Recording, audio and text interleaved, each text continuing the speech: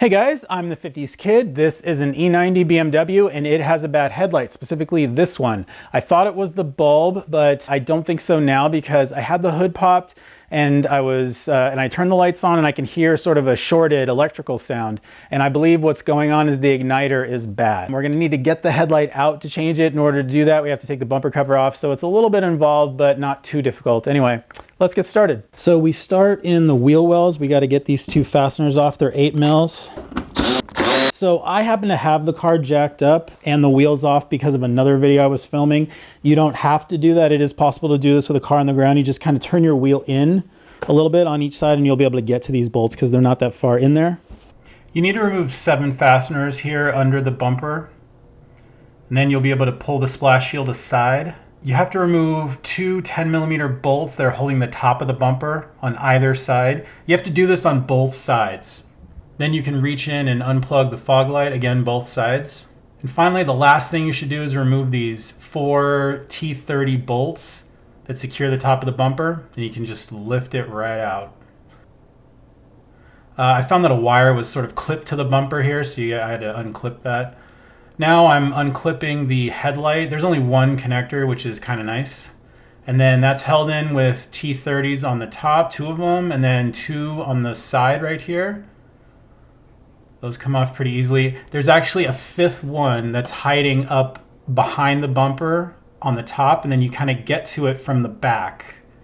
And what I did here is I was peeling back the splash shield, which ended up actually being kind of a pain. So ultimately, I would suggest you remove it. You can see those 2 bolts on the inside there. There's another 8mm, and then there's like a 10mm all the way in the back. I suggest you do that. That is the easiest thing to do. But here I chose to do it this way because I have this stubby T30 that I was able to use. And there's another wiring harness that's clipped to the bottom of the headlight for some reason. I used a tack puller to get it off. And finally we have our prize. And that's where that 5th bolt is bolted to from behind right there. So in order to get the back cover off, I used I'm demonstrating here how you can use a pick tool to get this cover off if you need to do this while you're in the car. If you're just trying to change the bulb, you got to get that cover off and there's not a lot of room. So sticking that pick tool in will pop it off, and then there's this cover in the splash shield, and you just turn these little half moons around 180 degrees from the back using a flat bladed screwdriver, and then that door pops down, and then you can get back there and actually get access to this, and then you can actually get the headlight out. And the way you do that is there's this little clip. You see those ears in there? You push the clip in and you move it to the side, to the left, towards the outside of the car, and pull it back, and that's how it unclips. And then to put it back in, it's just the reverse. On the other side of the car, again, you move it to the right, so towards the outside of the car. And before you do that, you actually have to pull off this plug on the bottom of it, so do that first and then unclip it. Then you can just change the bulb if that's what you need to do. In my case, I need to change the igniter. I know the igniter's bad. The reason I know it's bad is because when I was trying to turn the headlight on, I could hear it sort of making an electrical crackly sound.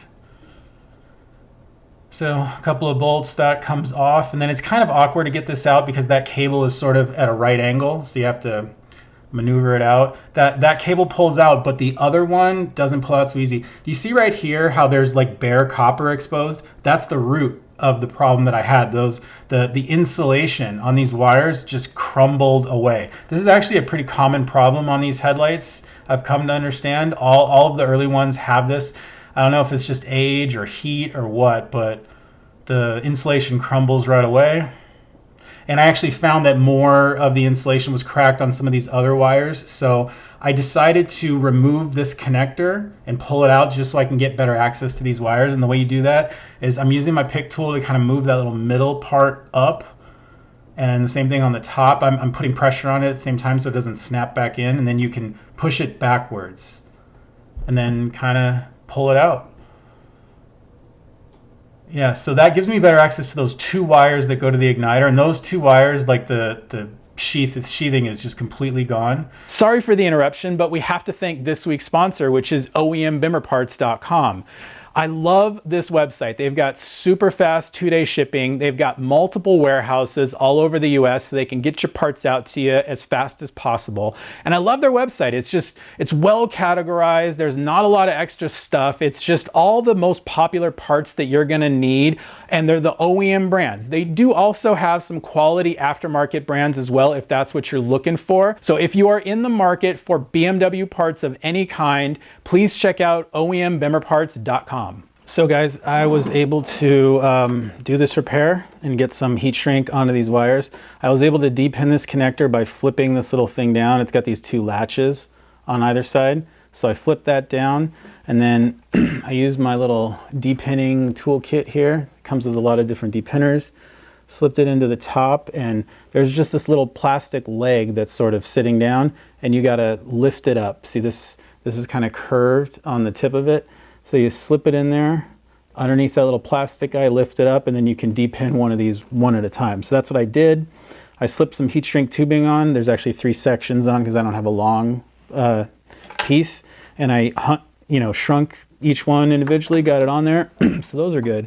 But I'm concerned about these wires in here. There's more that's getting frayed and cracked. So I think I'm just gonna resort to liquid electrical tape for those. But I don't think that they're sort of touching each other and shorting out on each other right now. So I think what I'm gonna do is put this connector back in, put the ballast on, and see if the light will work, and then I'll take it back out and put the finishing touches on. I've already tested, I bought a new ballast on eBay. I'm not sure if I mentioned it, 50 bucks, and I already tested it on the right side headlight, and it does work. This is the ballast from that headlight, which I know works. And I tested the ballast from this side on it, and it does not work. So that one's dead, that one's in the trash. I know this one works. I'm gonna stick it on, see if the headlight turns on. Then I'll put the final finishing touches on, and we'll be good to go. We are good to go, Joe. Job well done. This particular headlight over here is a different color than this one over here. So I think that they replaced this HID with like the wrong one. So I think I will get some new ones for both. Just make sure they're both the right brightness. Liquid electrical tape. I'm just gonna paint that over the wires, let it dry overnight. Instant, well, protection of some kind. Hopefully it'll last. All right, guys, it has been 2 days, and I've been going to junkyards like crazy the last 2 days. That'll be another story for another video. I'm ready to finish up this video. So the wiring, my sort of goo repair, I think is good. It's gonna be good enough, let's put it that way. I think no wires will be able to touch one another, mostly. I mean, the wiring is not great in this particular headlight, I gotta admit. I'm gonna stick, I think, a little more goop in between 1 or 2 wires here. Not gonna wait for it to dry though, because my E46 is having some issues. And that's gonna need to come in here for some videos. So we're gonna get this thing back on the road so I can drive it in the meantime. Let's get this back together.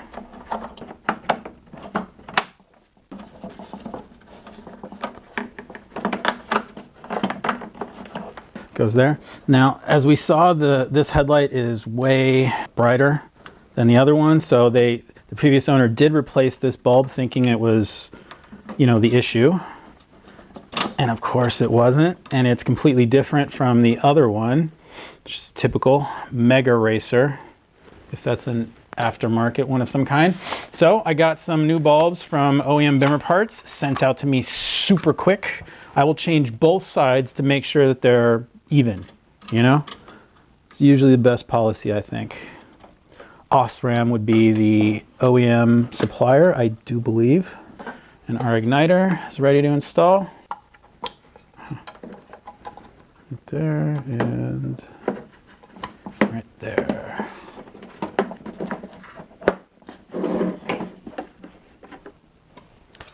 Unfortunately, I couldn't find like another one of these covers at the junkyard. Seems like these are always broken. That's pretty common. I did find new headlights. I'll talk about it in another video though. I'm gonna show like the whole haul in another video. You guys might have already seen it. I don't know when these things will get released. Yeah, that one should be good. And I will pop this back into the bracket and then we will get it back on the car, and I'll change the bulb in the other one too. I like that there's just one connector for this headlight. Much better than the previous generation. Okay. So before we screw it in and everything, I think we should make sure that it works. Yay, we got headlights. And they are both the same, basically the same brightness. Maybe this one's like slightly, very, very slightly brighter. Again, newer bulb, so that's why I'm changing that one too. But, you know, they're relatively the same. I think I could have gotten away with just changing one.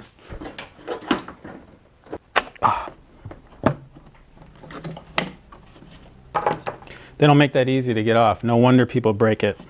And they don't make this easy to get out either.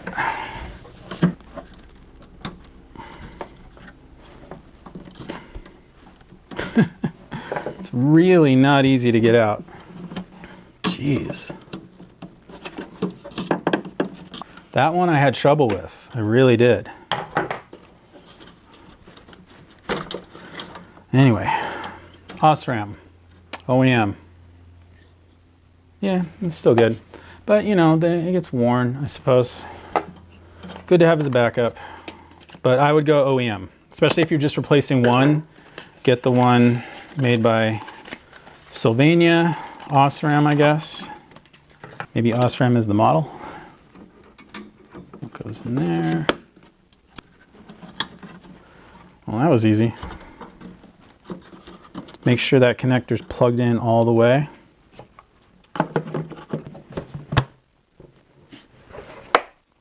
So both of these have to snap in down here. Cool. Now, one thing that I got at the junkyard was an igniter module. So now I don't actually need to use this new one, and this new one being aftermarket, I think I'm going to try to return it because I actually have 3 of these now. So if one dies, I got a backup. And I mean, I know this is new and everything, but I don't know if it's quality. So I think that's why I'm going to go for one of these old ones, at least just for now. This connector they make really difficult to get out. You actually have to press this in from the outside, right from the middle right there. There's no tab to grab on this end like there usually is. So it's difficult. Now, I don't know if this igniter works. I assume it does. We're going to have to test it before we put the car back together. Also, this thing makes a weird noise when you first turn the light on. It goes away, but it makes kind of a high-pitched sort of sound. Are the lights on? They're on. And I don't hear that high-pitched hum. So I'm happy about using that OEM igniter module. The problem is solved here. Let's check the brights. So brights and brights, yay. So guys, you notice over here, I've got this piece of trim all the way off from back here. And that's because when I tried to get up and onto that fastener up there, what I did was I was trying to bend this back, you know, the top of this back, and I ended up sort of cracking a piece of this off right there. See where it's cracked right there? So that it's really not meant to be done that way, to kind of peel it back. You're meant to take the whole thing all the way off. It's just another couple of fasteners around, another 8 millimeters, and then there's one 10 millimeter somewhere, like right in the corner. Not a big deal. You'll be able to figure out how to get that off, but that's what you're supposed to do. I think I'm gonna take my own advice and pull that off a little bit more. Yeah, okay, that's good enough. Okay, it is not good enough. We gotta take it all the way off. There. Let's get these front 2 on. So that one is in. Now we gotta get our trim back up into place. Okay, sorry guys. The 10 is actually right in here. There's an 8 millimeter here holding this to the little air duct thing. And then up here, there was another 8 and another 8 right there. So let's just start putting stuff back in. Already got that 10 on, as you see.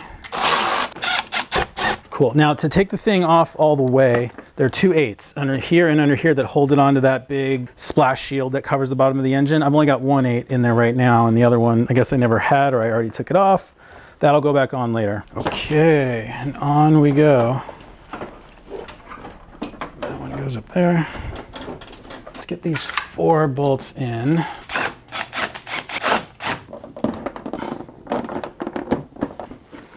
So I didn't connect the fog lights, so I'll reach in, do that.